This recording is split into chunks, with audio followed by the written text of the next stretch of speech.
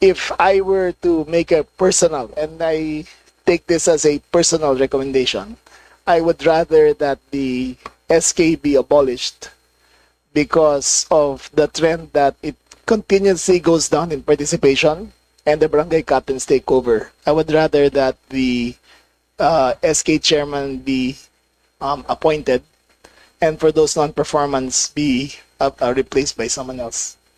That's just a personal opinion, sir.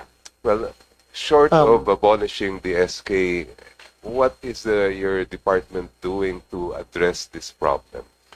Sir, every year It appears to be a very big problem. it's from the a way you huge describe problem, it. sir. Yes. It's a huge problem. Every year we have an accounting of those who are still participating and not, and we constantly monitor it and make recommendations.